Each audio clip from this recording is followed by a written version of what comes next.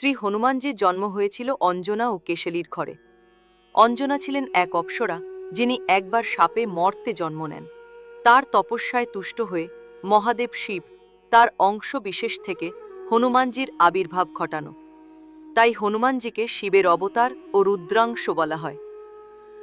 বাল্যকালে একদিন ভোরে ক্ষুধার্ত হনুমানজি সূর্যকে একটি পাকা থল ভেবে আকাশে উঠে তা খেতে যান। এই দৃশ্য দেখে দেবতারা চিন্তিত হয়ে পড়েন। ইন্দ্রদেব বজ্রপাত করে হনুমানজিকে আঘাত করেন, ফলে তিনি অচেতন হয়ে পড়েন। তার ফলে বায়ুদেব রুষ্ট হয়ে বায়ুপ্রবাহ বন্ধ করে দেন। সমস্ত সৃষ্টি থেমে যায়। পরে ব্রহ্মা, বিষ্ণু, শিব সহ সমস্ত দেবতা এসে হনুমানজিকে আশীর্বাদ ও অমরত্ব দান করেন। তখন থেকেই তিনি অবিনাশী, শক্তিশালী ও চিরজীবী হয়ে ওঠেন। হনুমানজির শিক্ষাজীবন: হনুমানজি সূর্যদেবকে গুরু হিসেবে গ্রহণ করেন এবং চলন্ত রথের পাশে পাশে ছুটে শিক্ষা গ্রহণ করেন। এই অধ্যবসায়ের ফলে তিনি সমস্ত শাস্ত্র, বেদ ও অস্ত্রচর্চায় পারদর্শী হন।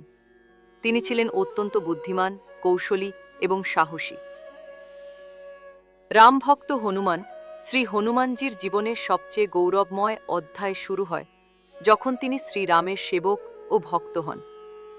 শ্রীরামচন্দ্রের সঙ্গে প্রথম সাক্ষাৎ: যখন রাম ও লক্ষ্মণ সীতাদেবীর সন্ধানে অরণ্যে ঘুরছিলেন, তখন তাদের দেখা হয় ঋষিমুখ পর্বতের পাদদেশে।